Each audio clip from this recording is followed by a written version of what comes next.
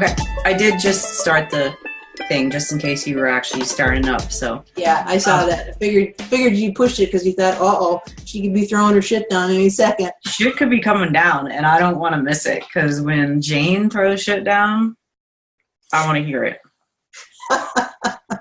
Yeah. So I don't know if you want to start. Like, I would really want to know what you have to say about shame, because we've talked about it before, and you've said shame is that thing that, like, it's everywhere, and people don't normally say shame. They don't. People don't say shame, and it's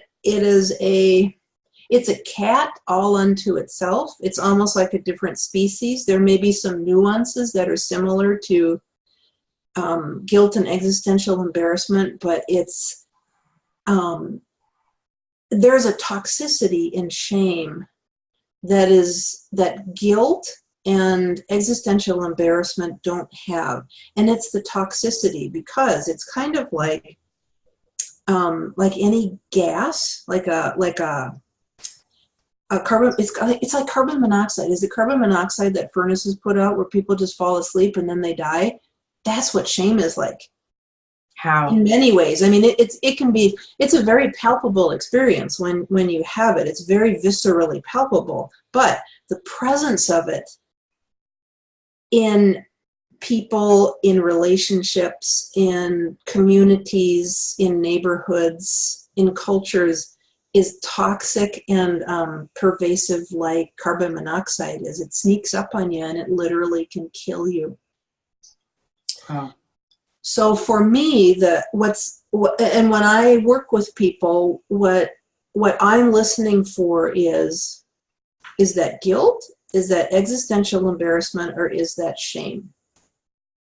So I think it would be important to know the difference between the three, because that's what gets confused. It kills me when I hear people say, oh, a little bit of shame is good. And I want to say, bull fucking shit. And what's their theory behind that? Why is a little bit of shame good to them?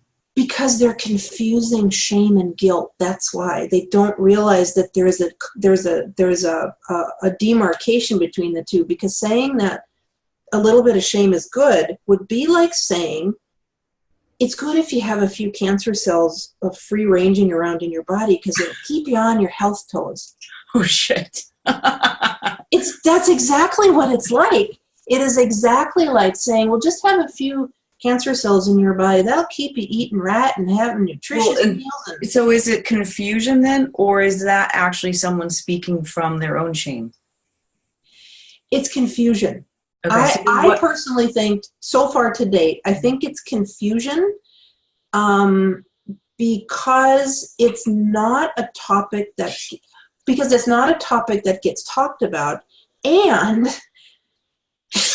sadly, shame and shunning are techniques that are still unquestioningly condoned and used, and they're highly effective.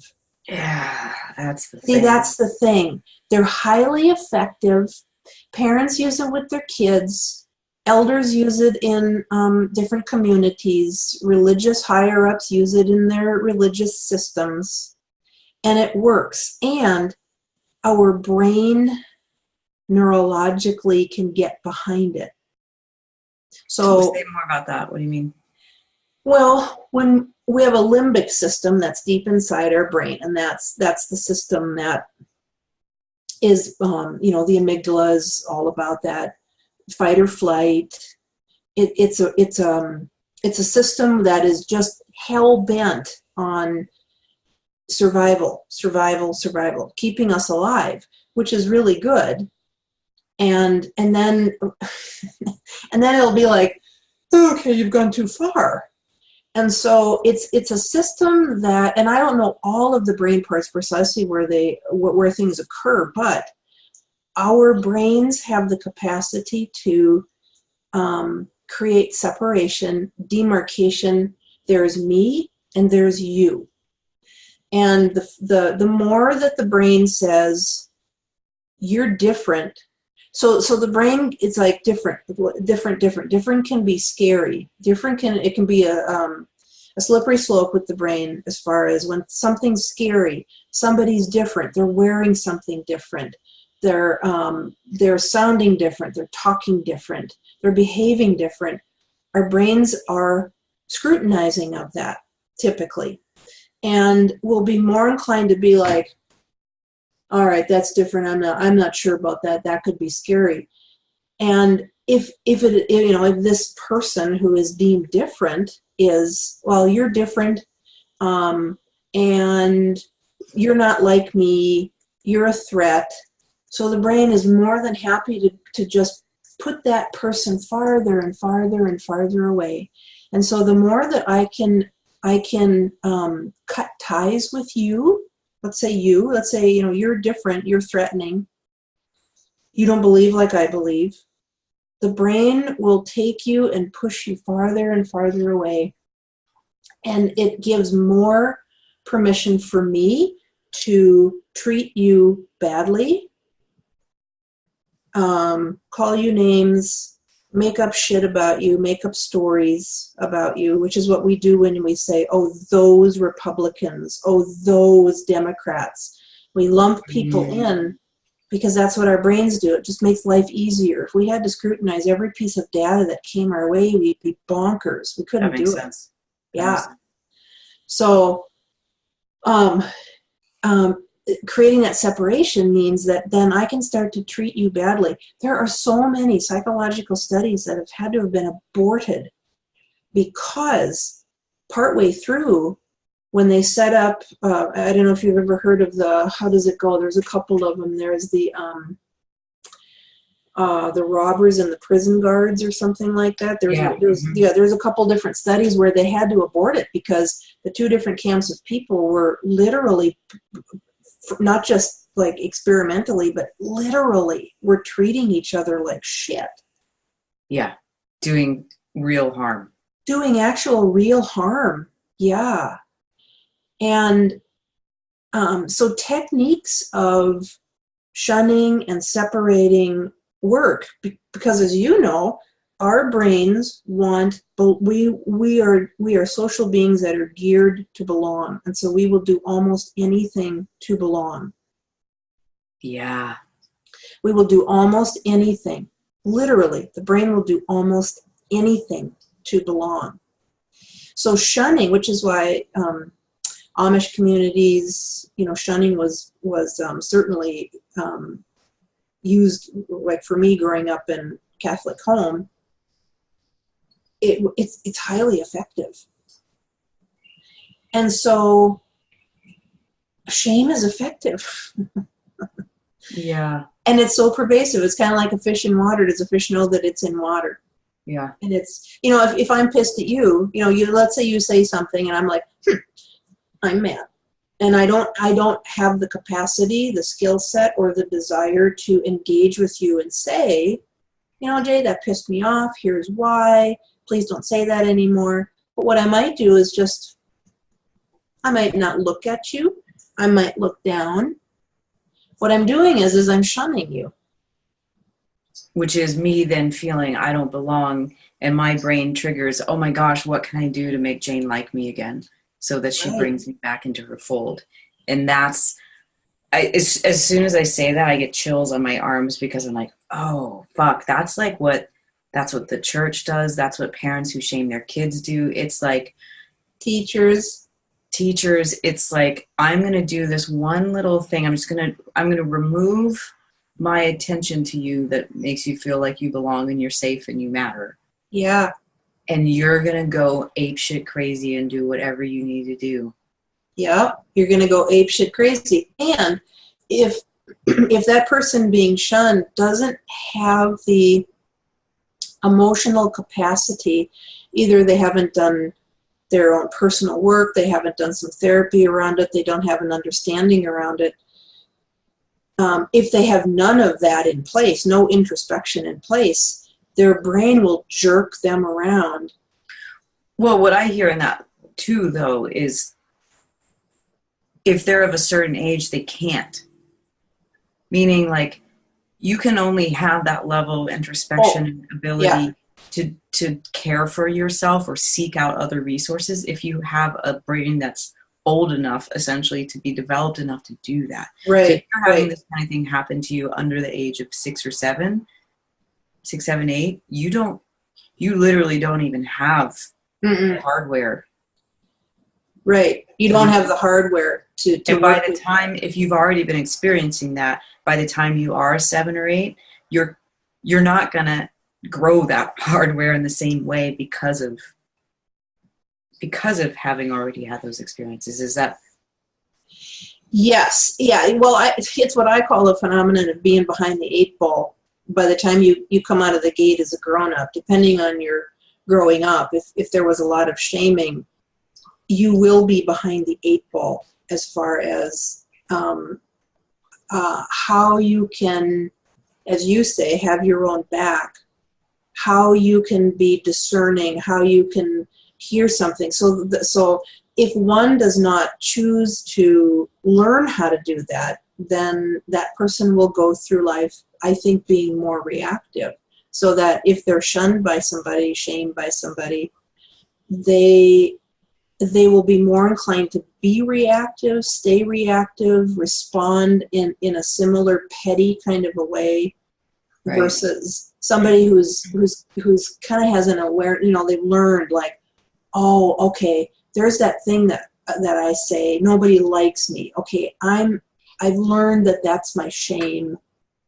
And then what are the tricks of the trade that I know about how to not go down that rabbit hole? Yeah, But that has to be learned. Now, kids who are fortunate enough to come from, pretty stable family have more going for them when they step out into the world, but they still have to deal with the world, especially in the U.S. anyways. I don't know about overseas, but certainly in the U.S., shame is still a very pervasive phenomenon. systemic kind of. Okay, so then for a moment, switch gears and tell me about guilt. How is it different? How do you recognize guilt? Yep. So here's a kind of an example that I give between existential shame, guilt, and existential embarrassment, guilt, and shame. So let's say I'm walking across the street and it's kind of a snowy, icy day, and I slip and I land on my butt. Okay, It took us. I'm a tushy. Yeah, tuchus. Are you Jewish? Isn't that a Jewish thing? It just came out. My husband's Jewish. Oh, really? Yeah. So there you are, you're on your bum, and there's 3 people across the street that just watched you. If you don't have shame and you don't struggle with shame, then you'll have what I call it existential embarrassment, where you're like, oh my God, I just landed on my bum and my legs were like, as you go down, that, and then the facial expression that goes with it. So the whole scene, they watch the whole movie. And I think what existential embarrassment is more rooted in is just a human being who feels vulnerable. Okay, so what do you say in your head? Okay, so in my head, there can be like, oh my God, those people saw me. Oh, I feel embarrassed. I wonder what I looked like. Oh my goodness, I'll have to put all my clothes back together again. And so it might be, and it could be any varying degree from, oh my God, I'm kind of embarrassed here, and To this or almost, that, it or it also could be, sounds like or you might say to the person, that was a great fall. Thank you. right. It seems like you could actually have a sense of humor about it. You could. You might be have a sense embarrassed of and be humor. like, "Oh my gosh, they saw that," but like you're kind of laughing to yourself as opposed to Right. Right. Because the bottom line is you know that you're safe. You know that you are lovable. And you know that there's nothing wrong with you. Whoa. And so when you know that with every fiber of your being, you're just left with that, oh, I feel vulnerable. My humanness showed. when I really wanted to look all suave walking across the street. Right, and hip Whoa. and happening. Yeah. So then what's, Oh, go ahead. no, you go ahead.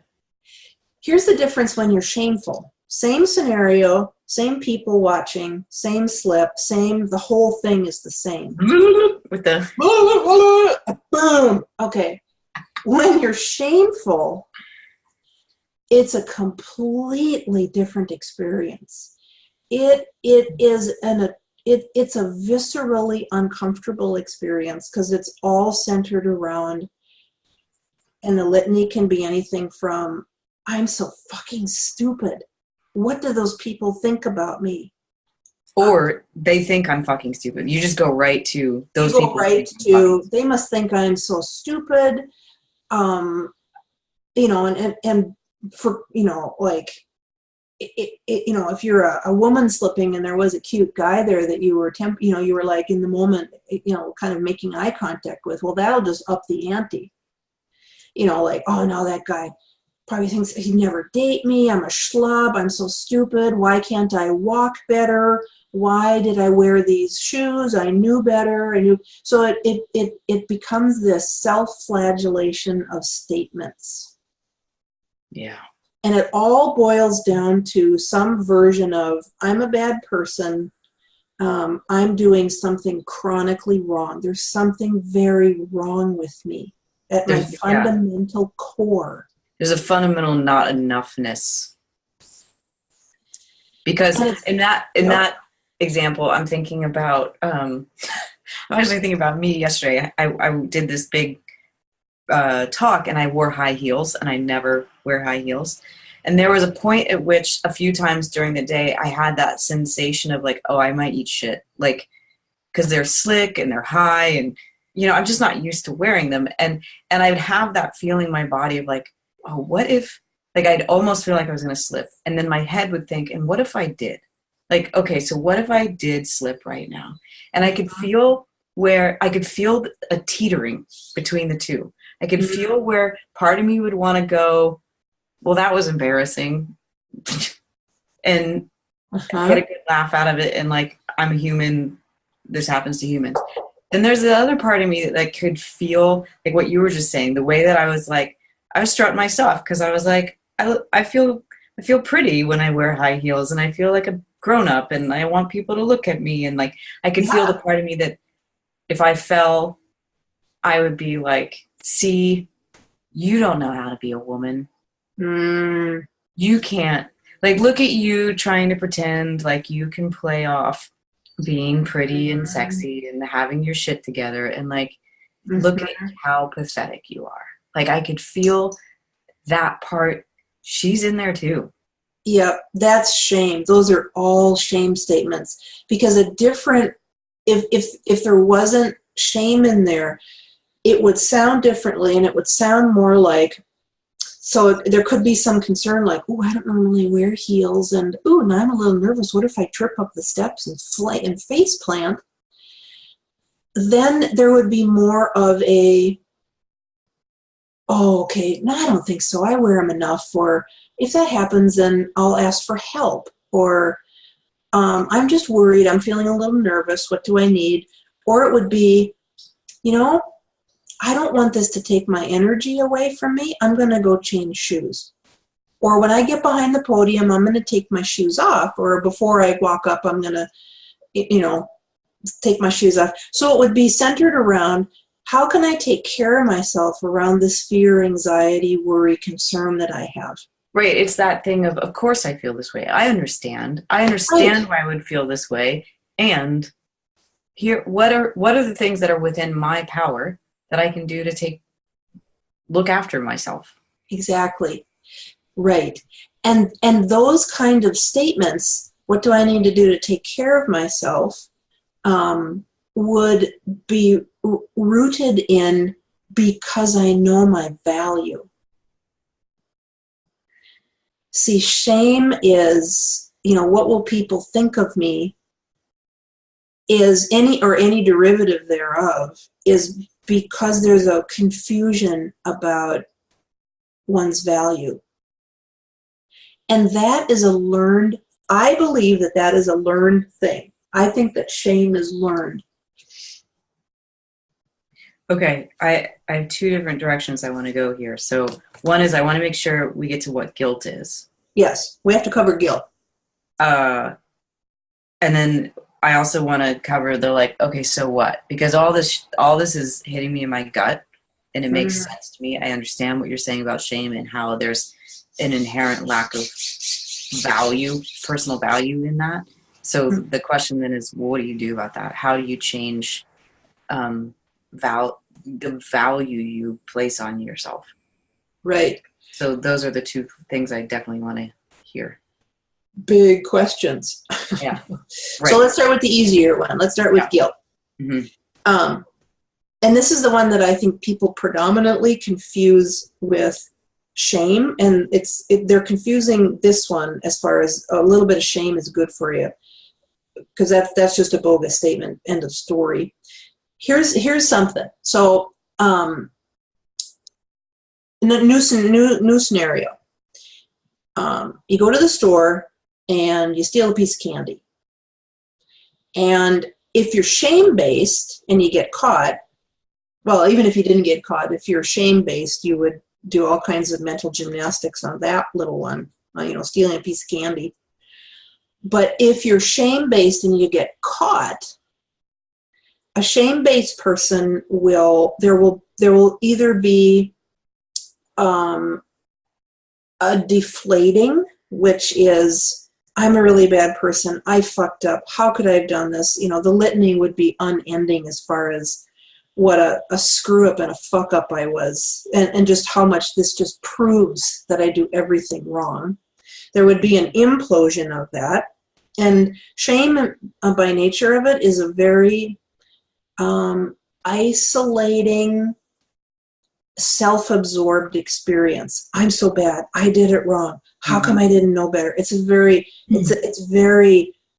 shuttered down. So someone could either take that route if they got caught stealing that piece of candy, if they're shame-based, or they might do the flip, which is to be really arrogant. Blame, lie. I didn't do that. You don't have any proof about that. Do you have a video about that? Grandiosity. Mm-hmm. Arrogance is the flip of shame. It just comes out differently. Oh, whoa. Yeah. And so some people will have more of an implosion with their shame, and some people will have more of an explosion. Hearing you say that, and this is probably a completely unfair and very generalized statement to make, but it seems to me there's a party line here in terms of masculine and feminine. Oh yeah, women will tend in general, I don't know, I can't cite a study, this is just my personal private study, but I think women tend to implode. And men become grandiose. And men explode. Now there's certainly anomalies to either one, but I would say probably in general, women are more imploding and men are more exploding, but that kind of goes a little bit more with masculine, feminine energies and physiology too, plus cultural conditioning. I think it's all of those things, yeah. Yeah, an exploding woman can, just a regular, normal, healthy, angry woman can be like that, confused with, oh my God, it's a woman who's exploding, life's going to come to an end as we know it, which is bullshit. Right, and then as the woman, your experience is like, yeah, I just showed that I have power. Oh shit, don't hurt me. Right, exactly. It's like, it's again, that's the biology, that's the culture. But I think it's interesting. I think it's important to look at those two tendencies through the lens of shame, though, because I think we look at those two tendencies through different lenses, and none of those lenses are wrong or not useful. But I think the lens of shame is particularly useful because it makes sense why, if you're coming from a place of I don't have value, those behaviors make sense. Yeah, human beings do a variety of scary to anything from terrifying to just utterly heartbreakingly sad behaviors when they don't know their value, when we don't know our value. So let's go back to the guilt thing. So the person in shame, so that's what somebody with shame will do about stealing a piece of candy.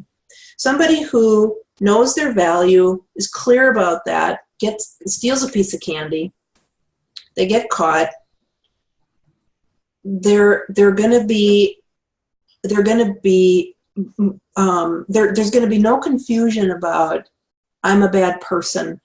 They're going to look at that and go, either you're right, I stole a piece of candy, I'm guilty, I feel bad about that was a wrong thing to do, not the behavior. See, that's the thing. When we're guilty about something, we're very, very, very clear that it's the behavior that we did that is inappropriate or wrong. It's not the who of who we are. Right. The behavior is unacceptable. Who I am is an acceptable being still. Right. That's exactly right. So it makes for a different experience. And then if I know my value and I get caught stealing a piece of candy, and I feel appropriately guilty about it, I will stay connected to those around me. I have a higher probability of staying connected versus in a shame thing, I'm having this private hell of an experience. I will look at the storekeeper and go, I affected you. I'm sorry. That's how you pay your bills. It's how you pay your mortgages, by selling candy. So it's more vulnerable to not have shame. Shame is a shield against vulnerability in a way. Well, yes, in a way it is. It's a dichotomy because you feel completely stripped down to, it's like literally taking the flesh on your body and ripping it off and just leaving everything exposed. But it's a way to also steel oneself. I think it's the behaviors that we do when we're shameful that are our attempts to try to get skin back on our vulnerable bodies. So right. Arrogance is a way to put skin back on, self-flagellating, cutting. I used to be a cutter. Cutting was my way of putting sort of some kind of flesh back on me. There's any number of ways. So then in guilt, because I love that image of trying to put skin back on. In a situation where you're not coming from a shame-based behavior, you're vulnerable, but your skin's still there? You're vulnerable, but your skin is still there because the flesh that's on us is that clarity about, I know my value. See, and when we're guilty, here's the funny thing. If we're really shame-based, we may not want to willingly accept the consequences that come with guilt. There may be some fighting of it. There may be some blowing of it off. I mean, there's all kinds of different choices. But if I'm clear about my worth and I'm caught stealing a piece of candy, I feel the guilt of that. I will be much more inclined to actually do reparation. Yeah. So it's interesting because I had this thought when you first were describing the difference between shame and guilt. My thought was, interesting. If we're not looking at it through the lens of shame and guilt, I think about those two things as maturity and immaturity, right? Like to be able to say to the shopkeeper, oh, wow, I'm sorry, this behavior was wrong, and I understand that this is your livelihood and that's not okay. That, in my mind, I read that's a mature person. The other reaction seems childish and immature. And so I'm thinking about people in my life, in my experience, who I've labeled immature. And I wonder if maybe the more accurate label is they're feeling shame. It might be. Yeah, shame makes us do almost a limitless menu of behaviors. It makes us engage in and we custom design those things, sometimes even just to the moment. Well, every shameful person kind of has an MO, and then we'll cherry pick for situations too, but we basically have kind of an MO about that. So then let me come back to the other question, because I see we're running out of time here. We're in like 10 minutes or so, 10, 15 minutes. And I know this is the most important question. So then, and you can tackle it from either side, but how do you as an individual start to behave in such a way as if you have value? How do you switch from shame to guilt or existential embarrassment? Mm-hmm. And or how do you help others? How do you help your parent? How do you help your child? How do you help your partner? How do you help your boss? Like, can you help someone? Mm-hmm. Maybe that's the first place to start. Can you help someone? Yes, definitely one can. I mean, that's a ginormous, meaty question. Yeah. How does one, because the question really is, how do you rehab from shame? I look at shame I look at it a couple different ways. I look at it as a disease. I also look at shame as an image that often comes to mind for me as a train wreck. You've been in a train wreck, and it's been a pretty big one. You will have probably lost limbs as a result of it. And so there's no way that you can be raised in a shame-based system. And some systems you can have anything from mild, medium to full-blown shame. I mean, there's degrees of shame as well. But I will put a caveat in that. One, and because I've seen this a bazillion times with clients, you can have somebody who, if you hear their history, their growing up history, you can say, how did you end up so damaged from this? And on the flip, you can have somebody where you look at them and you go, how did you fucking live with what happened to you? Which, after 30 years of working with people, told me that you can't ever underestimate what looks like simple abuse or simple neglect or simple shaming, because you never know the degree to which it drives a metal stake into somebody's psyche. Wow. So yeah, it's like how I describe or how we talk about trauma. Trauma isn't in the event. Trauma is in your nervous system. It's in the nervous system, yeah. So shame, I'm hearing you say too, shame is a form, something that could be traumatic for someone. Right, and you could put, two people in the same system, and one comes out and they have more of a capacity to let it roll off their back, and another one comes out and they're crushed by it. So I look at shame literally like a rehab. Like if you were in an accident, you'd go to physical therapy and you'd have to rehab the areas of the body that got damaged. And shame is the same thing. So part of it is just being able to learn what exactly is shame. That's so what, if you have diabetes, what the hell is diabetes? How does it look? What are the symptoms? Because like I said, from the outside, describing that, I'm like, oh, that person's just immature and a child. Right. And from the inside, someone might see it, well, this is just who I am.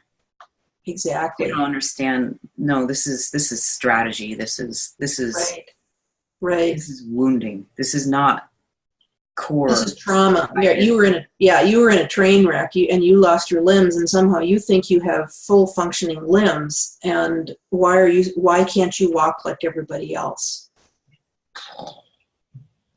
See, that's the devastating impact is you think, no, I do have legs. There's something wrong with me that I can't fucking figure out. There's something wrong with me that I can't do what everyone else is doing. So a big part of being able to understand the diagnosis, the disease of shame, what it looks like, what it sounds like, where it got learned, how it got learned, and then it's the process of rehabbing from that. So it's starting to stop the way we typically talk about ourselves. So it's learning to catch so it's like you slip and you fall and you go, why am I such a bad person? So it's being able to go, oh, I think that's my shame.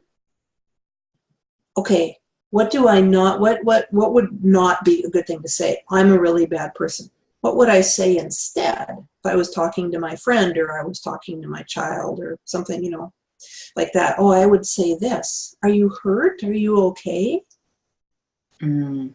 So it's an unraveling process, literally like So you're showing concern for their beingness, their well-being, as a way to cut through any of the bullshit that's going on about I don't have any worth in this beingness to be concerned for.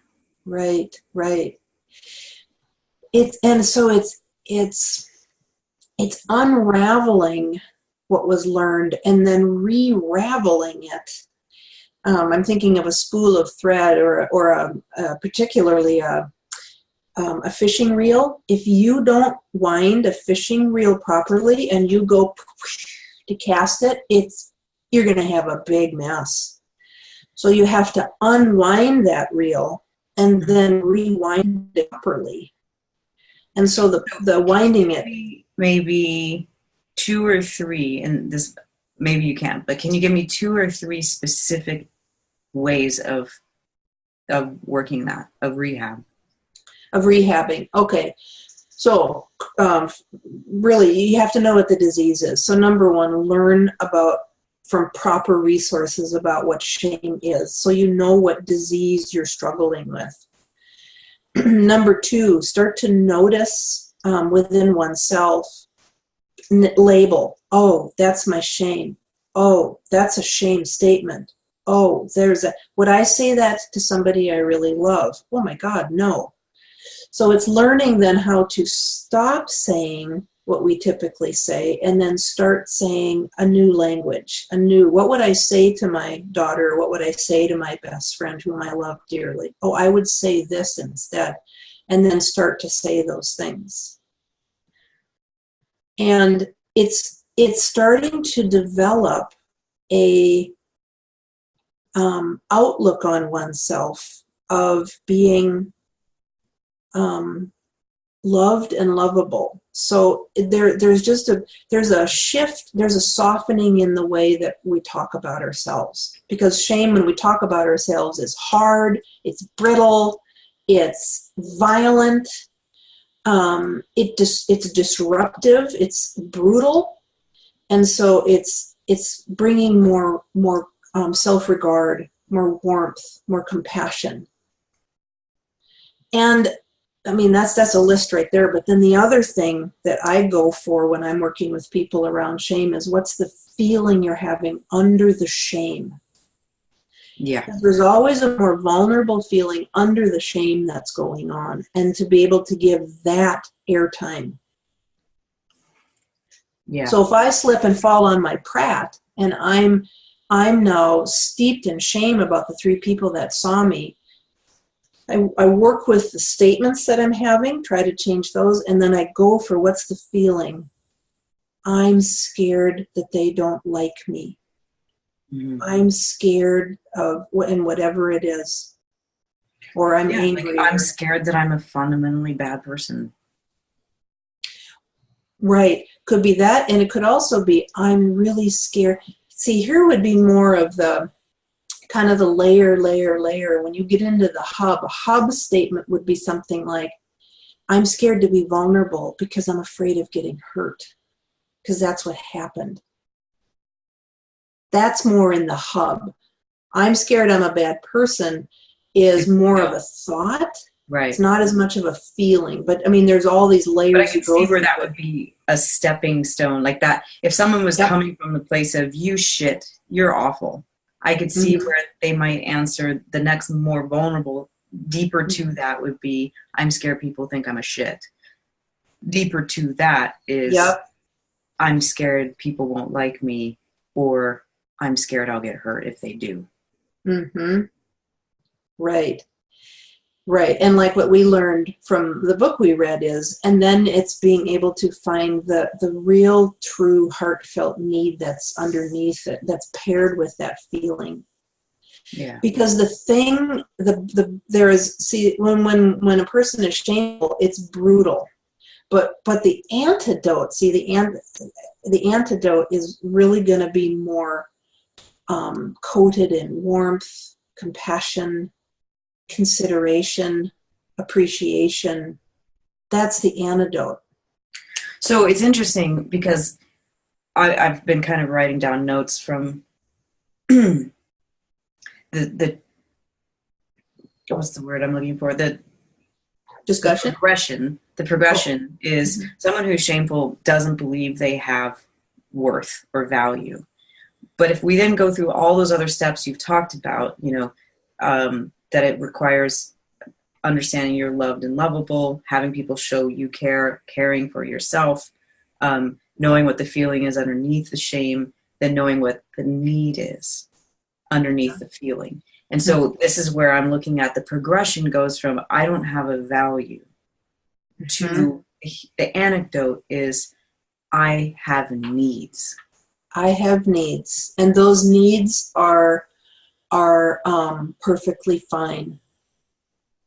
See, and that's linked because if you don't see yourself as having value, then you can't have needs.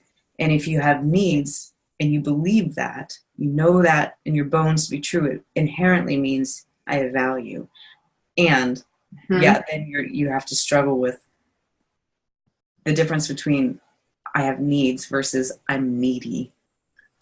Well, right, and the difference in that is needs themselves are perfectly fine. It's if neediness is a way we have of inappropriately trying to get our needs met, but it usually involves manipulation, more childish behavior, inappropriate, kind of pukey stuff that turns people off. Yeah, and so as opposed to a straight up like, hey, I need this.